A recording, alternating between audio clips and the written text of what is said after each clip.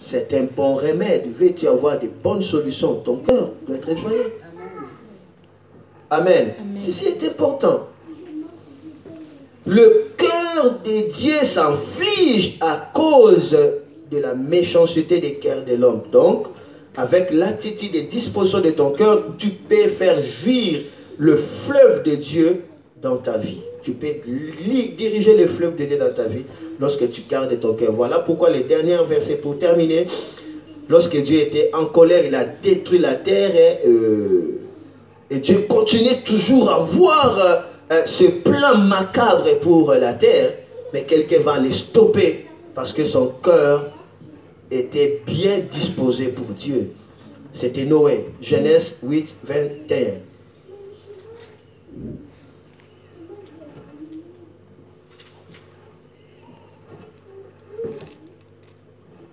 Rapidement, s'il te plaît.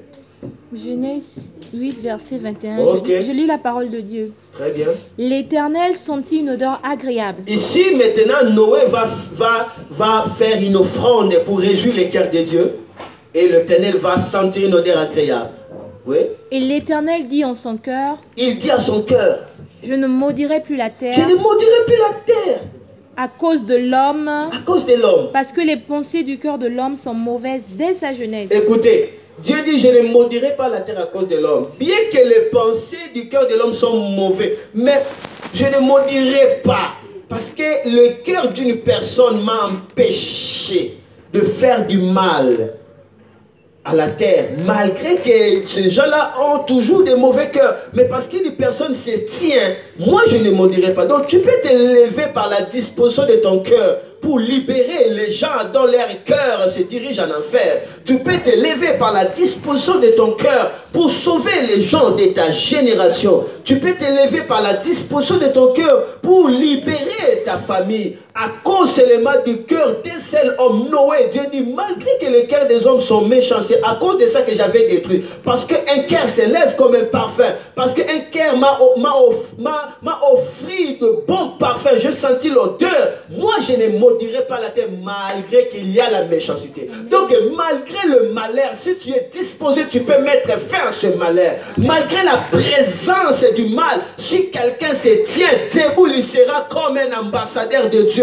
pour stopper ce mal. C'est la raison pour laquelle Dieu dit, je cherche quelqu'un qui peut se tenir à la brèche.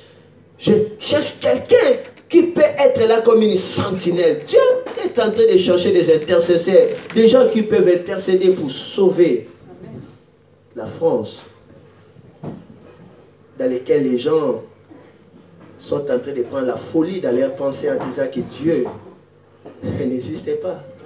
Ils oublient tout. Mais or, ce n'est pas nos pensées, ce n'est pas nos vérités qui peuvent changer la vérité de Dieu. Que tu connaisses ou que tu ne connaisses pas, la vérité reste la même. Que tu l'acceptes ou que tu n'acceptes pas, cela ne change rien. La vérité ne dépend même pas de nos sentiments. La vérité est qu'il est réservé à un homme de mourir une seule fois, après viendra le jugement. C'est ça la vérité, que tu veuilles ou pas, ça ne changera pas. Mais il est temps que nous élèvons pour sauver. Amen. Amen. Quelqu'un doit se lever, quelqu'un doit se tenir debout pour sauver les gens de sa génération qui se perdent par leur mauvaise direction de leur cœur. Voici au milieu d'une génération perdue, Dieu a trouvé David, l'homme, selon son cœur. Pour faire quoi? Pour accomplir toutes ses desseins. Au milieu de cette génération perdue, Dieu cherche un homme selon son cœur. Un homme qui va comprendre le cœur de Dieu, qui va livrer son cœur pour Dieu. L'homme selon le cœur de Dieu, c'est l'homme qui réside dans la présence de Dieu. C'est l'homme qui cherche la face de Dieu. Et cet homme-là sera l'homme selon le cœur de Dieu. Il sera un instrument que Dieu va l'utiliser pour sauver les gens de sa génération. Qu'est-ce que David faisait? David cherchait le désir de Dieu. C'est ce qu'il a fait qu'il soit l'homme selon le cœur de Dieu. Il cherchait à être toujours conduit dans la présence de Dieu. Nous le voyons, David va dire que je désire habiter dans ta maison pour contempler ta présence. Et David dit que mon cœur désire ta présence. David dit que je soupire parce que je vais être rassasié de ta présence. Aujourd'hui, je me limite là pour poser une question à une personne.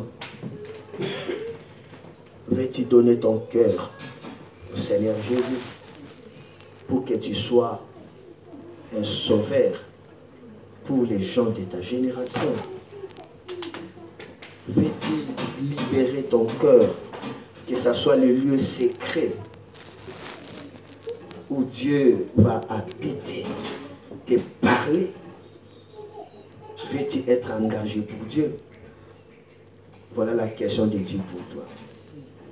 Tout ce que Dieu cherche, c'est ton cœur. Amen. Que Dieu bénisse sa parole. Amen. On acclame le Seigneur. Gloire à Dieu.